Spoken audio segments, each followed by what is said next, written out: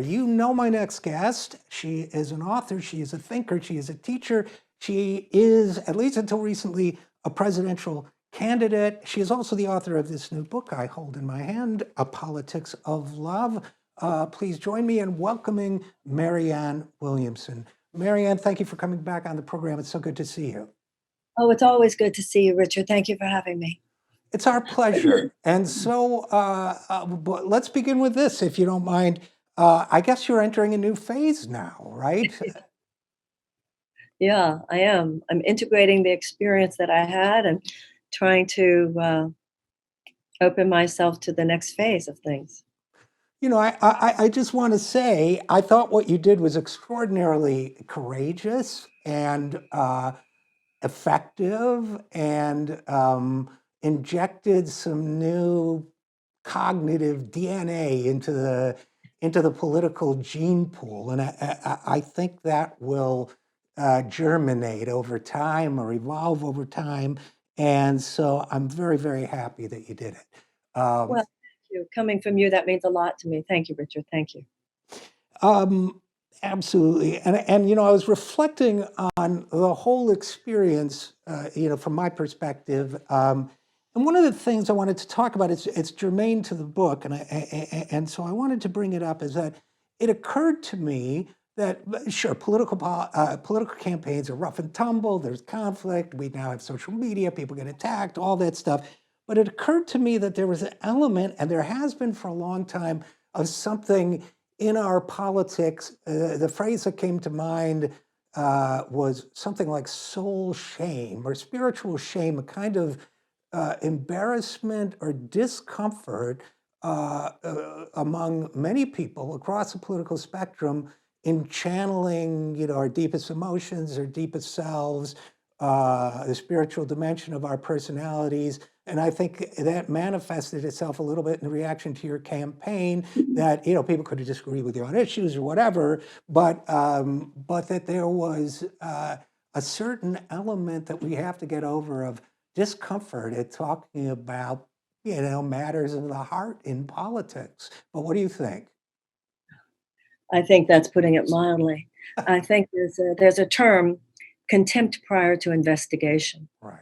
And clearly that was practiced in my case. A vilification based on nothing real.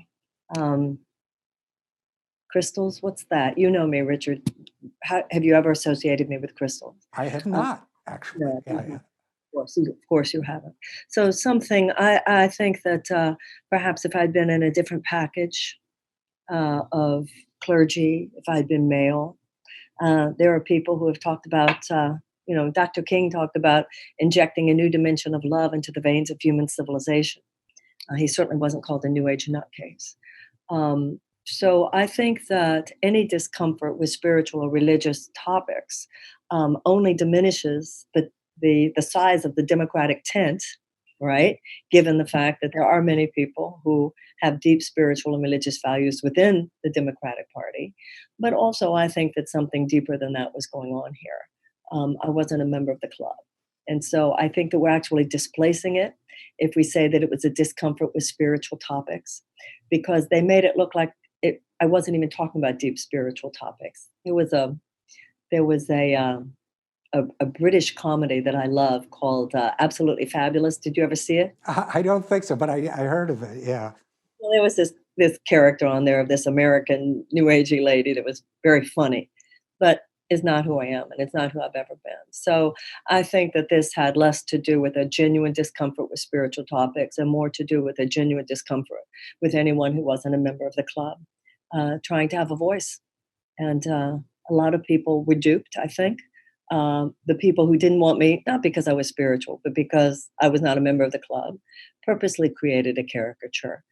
Dangerous. It was something like from the Middle Ages, wasn't it? Like New Age witch burning. She's dangerous. She's crazy. She's Right. a grifter. She's anti-medicine, anti-science. And then a lot of intelligent people, I think, bought that. I read a book that said there was a quote that a lie makes it halfway around the world before the truth even gets its pants on.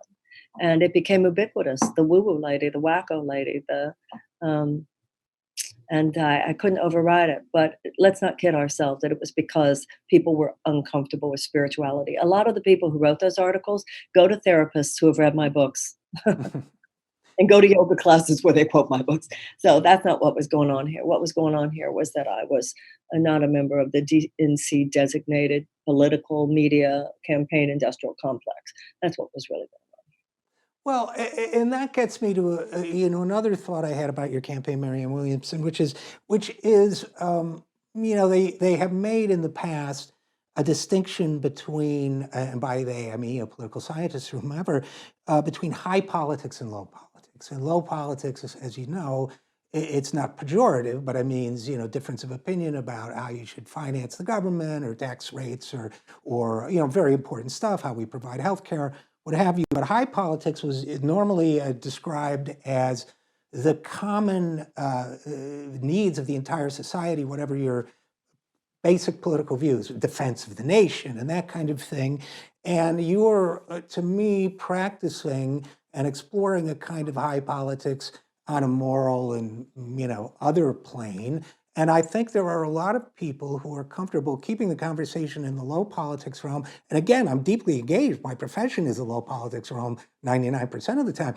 But I think there were a lot of people who did not want to move out of that for the reasons you described, including the media, who did not want to have a conversation on topics where they don't have talking points. They don't have talking points for someone saying, I will confront the hate of Donald Trump, on a battlefield with something different, with the power of love. That's not really, if you're your typical, a boys on the bus reporter, you don't really have a vocabulary for that.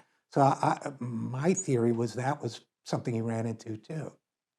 I think what happens here is that there is a political and media elite. And it is, it reminds me of George Washington in his farewell address when he warned us against political parties. He said that they could form a faction of men who would be more concerned with their faction than with their country. And so there's an entitled establishment elite, not genuinely entitled, but they have self entitled. And they feel that they get to dominate the process. It really, this is the deal, Richard. It shouldn't matter what they're comfortable discussing. It shouldn't matter. It should matter what the people of the United States are comfortable discussing. The people of the United States we have a generative character. And the people of the United States have moved on. It's the year 2020. But the political establishment is stuck somewhere in the 20th century. It's kind of 1995. So the point is what they're comfortable discussing, what they're not comfortable, whether it's spiritual or not. The point is that they have a lock on the conversation. It really shouldn't matter why. What matters is that they should not have a lock on the conversation because of things like the Democratic debates. Those Democratic debates are a reality TV show. That's all they are. They winnowed down the field far before it should have been winnowed down. The American people did not have a chance to really listen as much as they should have been able to listen to, whether it was Jay Inslee, whether it was Michael Bennett, whether it was myself, whether it's Andrew Yang. The American people, through the primary process, they're the ones who should be, quote unquote, narrowing down the field. That's the purpose of the primaries. But the fact it got so winnowed down, and I have to tell you, I think when people saw the Democratic debate just the other night, I think a lot of people are going, wow, I'm not sure we have enough magic. That's because they didn't allow enough time and enough coverage, even though the airwaves belong to the American people. So this whole thing of winnowing it down and making it only a few people, and they have to get this much in the polls and they have to get this much in terms of donation, that's all this arbitrary modern equivalent of a bunch of men who used to sit in back rooms smoking their cigars, determining who the candidates were going to be. And that caused a catastrophe in 2016, whereby a group of people felt that they had the right to put their finger on the scales. And I have deep concern, and I think a lot of people do, because we're watching a car crash in slow motion right now. Well, I definitely agree. And again, we're talking with Marianne Williamson, and then to add insult to injury to the democratic process, and we get these 75-second rules, as if you can discuss anything in 75 seconds. So before we go much further, Marianne, I do want to talk about your book. So I do this thing when I get a new book and I start to read it. It's a kind of, maybe it's an old, I guess people do this with the I Ching, I don't know, but I open it at random to see what first jumps out at me. Okay. And here's what I got, okay? Often we read of people who, quote unquote, escaped a childhood of poverty in America, but all of us should ask ourselves, in the richest nation in the world, why should so many children be in need of escape? And I thought, okay, you got me. What is going on? I mean, at the same time that we have this rigidly prescribed span of acceptable debate topics, we're not allowed to talk about the fact that 17% of our children live in poverty, others live in constant fear or on the brink of poverty or food uncertainty, others live in fear of school shootings.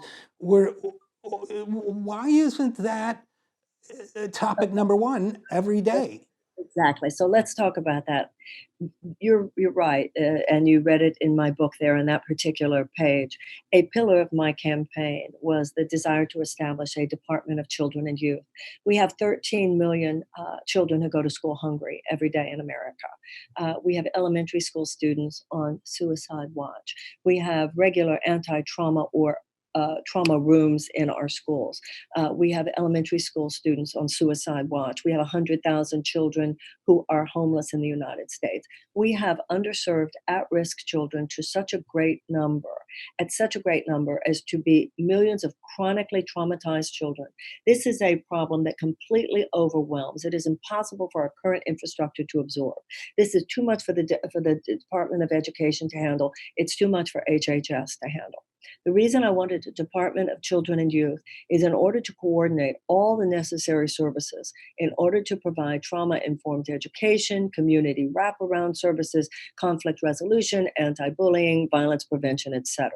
We need a massive realignment of investment in the direction of America's children.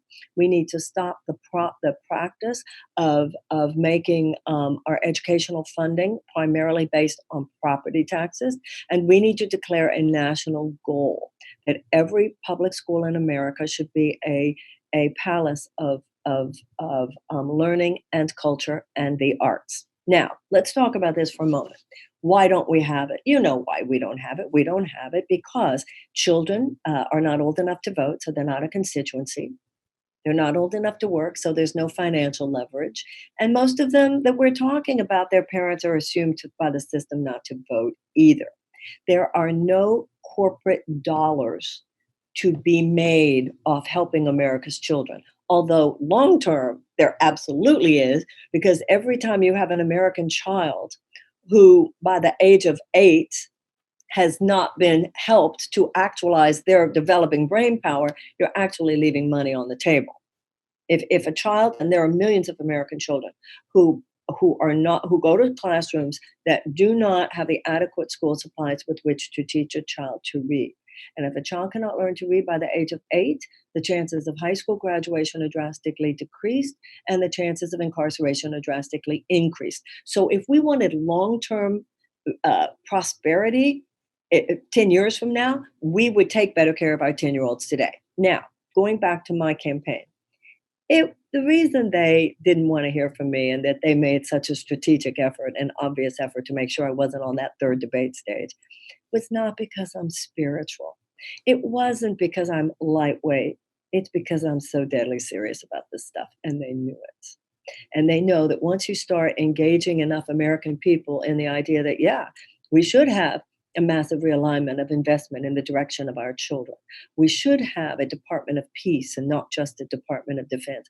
All of those things. That means a real challenge and affront and confront to the multinational corporate forces whose money runs Washington, and therefore to the people who are the space holders for those interests throughout the political establishment, including those within the Democratic Party.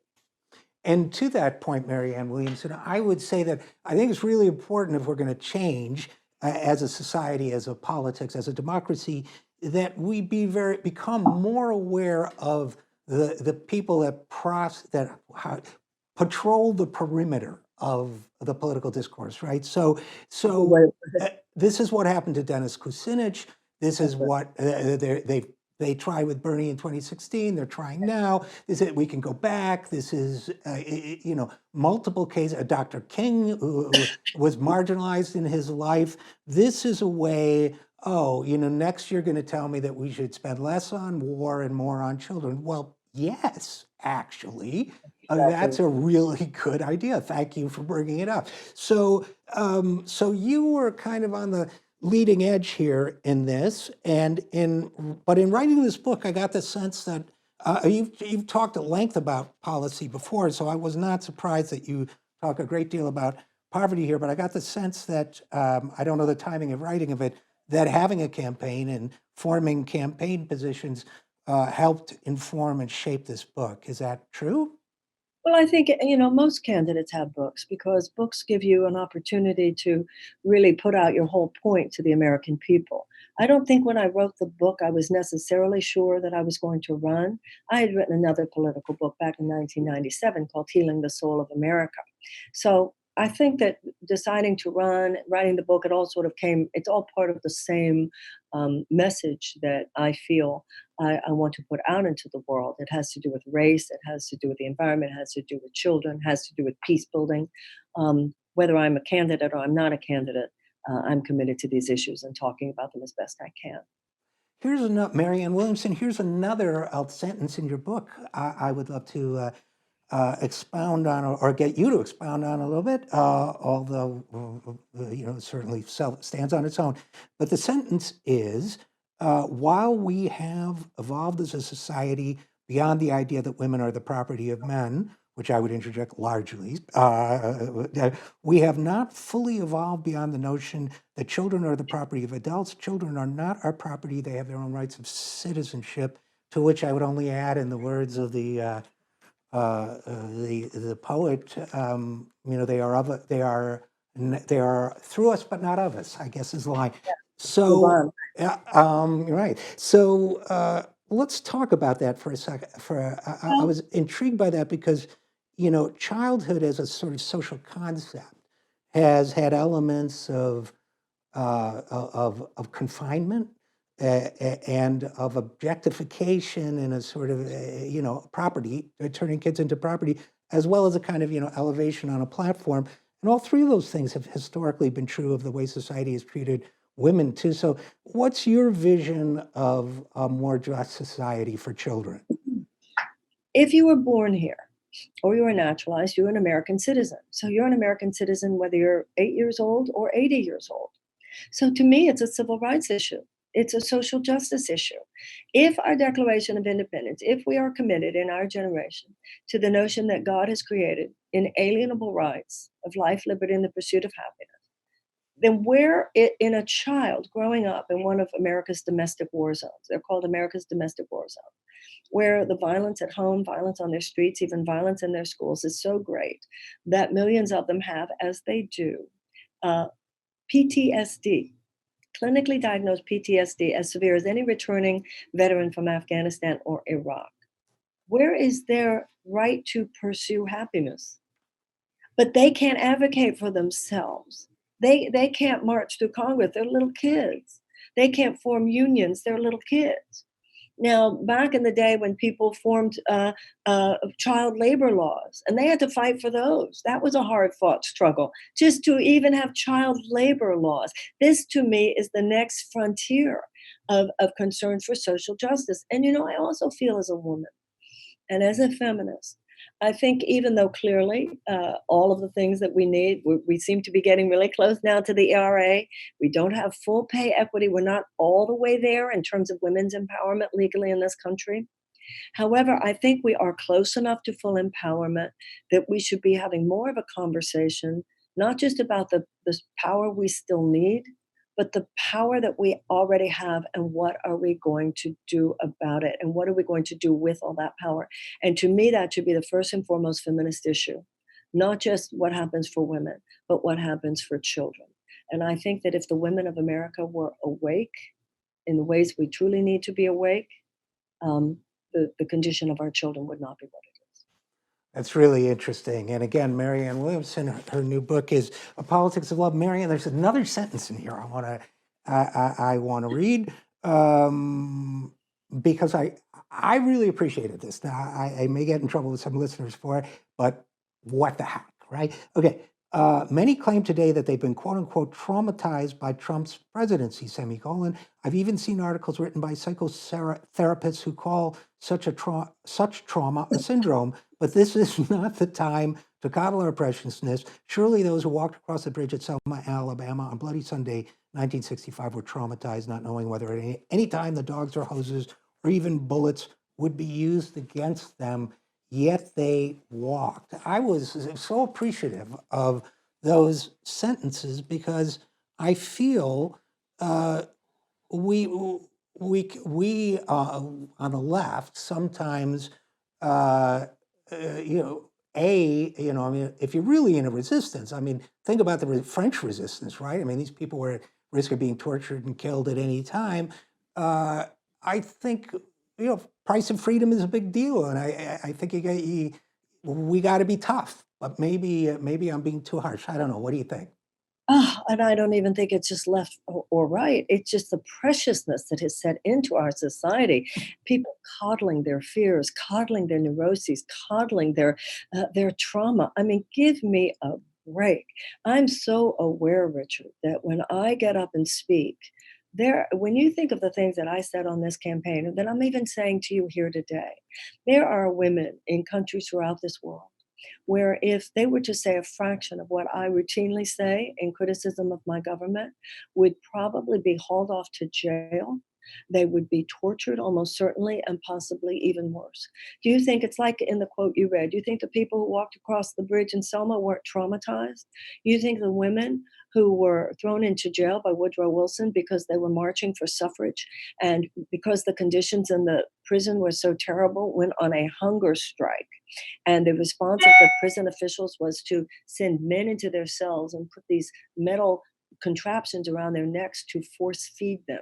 You think those women weren't traumatized? You think that the civil rights workers, the abolitionists, you think they weren't traumatized?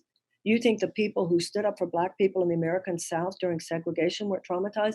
They would be lynched too. So I'm not saying there isn't real trauma because there is. However, we use that word way too easily here today. We use the term PTS way too easily here today. We're almost obsessed with the idea of what my particular pathology is when most Americans, not all, but most of the Americans having that conversation. When you look, I was reading today, Richard, about the condition in Egyptian prisons today Hmm. and about the Egyptian American professor who died recently and the hunger strike there. And I just, like you said, this is not the first time Americans have been faced with serious challenges, and we are. We are faced with seriously undemocratic forces, but so were the abolitionists. Right. And so were the women's suffragettes. And so were the people within the civil rights movement. We're not faced with anything bigger. We're just faced with something in a way more complicated than they were, but nothing bigger than they were. The only issue is, will we be the generation to wimp out on doing what it takes to put this country back on track? And that is an example of wimping out. Oh, I'm just so traumatized. You're right. We need to grow up, stand up, toughen up. Love has, that's one of the misunderstandings, I think, of a message of love. Love has grace, and love has grit, and love has courage, and love refuses to shut up when certain things need to be said. Well, and love, Marianne Williamson, is it's not about you, right? I mean, it's about, Oh, Richard, thank you. yeah. I always say in my work that 90% of the time, or if I really have to give myself a talking to, 90% of the time, what I need to hear from myself is, "Oh, Marianne, get over yourself." Yeah, get over yourself is usually the best, the best advice any of us can have. And you see that played out politically too, because we have a politics of people pleasing. You're Black, I'll say this to you. You're Jewish, I'll say this to you. You're gay or LGBTQ, I'll say this to you. Your disability community, I'll say this to you. Every politicians who are trained to think in terms of what you should say to a particular group, as opposed to, not that those silos aren't important, because they are. Not that those individual identities aren't important, because they are. But there's a deeper identity we share, which is America. American democracy is off kilter. American democracy has gone off the rails. And that's why when Martin Luther King said, injustice anywhere is a threat to justice everywhere, there are these specific cases of injustice because as Americans, we have lost our emotional and psychological devotion to justice, period. So yeah, we have to think about this as much bigger. I used to say on the campaign trail, I'm not here to try to say to you what I think you want to hear so that your individual life could necessarily be better. I'm here to say, as Americans, we have a problem. And we need to do the right thing, the adult thing, to show up for our country at this time so that we can live in greater honor of our ancestors and greater devotion to our descendants. This is not just about you, it's not just about me, it's about our country. Which in Marianne Williamson, I think that gets to, and maybe this can be, our closing theme here. I know you've studied American history a great deal. Our history as a nation and as a democracy experiment is one of balance, trying to achieve a national community, at least in my opinion, which is a balancing act between the rights of the individual and of individual groups. And you mentioned how politicians are trained to talk to different groups as subsets, right? Not as a population. So a balancing between the individual and the groups and the nation as a whole. Because for democracy to work, you have to have individual rights, you have collective rights and responsibilities. And where do you see us maybe going there as a sort of closing segment here? Well, John Adams said that he hoped that every July 4th we would revisit our first principles. And that really means revisiting our mission statement. And one of those founding principles is unity in diversity. We are both a country that values rugged individualism, where anybody can do what they want to do and you can be whoever you want to be, and that's cool. But that is practiced at its best when it's also combined with you're okay, right? In other words, in the last few decades, particularly, rugged individualism has transitioned into rugged narcissism in too many cases. It's supposed to be both and, that I stand for my individual rights and the concern for the common good is equally important. And as you said, that's the art of governance. That's the art of governance, that you want to give people economically and socially as much opportunity as possible to be who they want to be and do what they want to do, but within a context that makes sure that the concern for the common good is protected. And when you have, for instance, a Food and Drug Administration that does more to play footsies under the table with big pharmaceutical companies than to care for people who will be taking the drugs or eating the food, whether it has to do with the FDA, with big pharma, or food companies or chemical companies.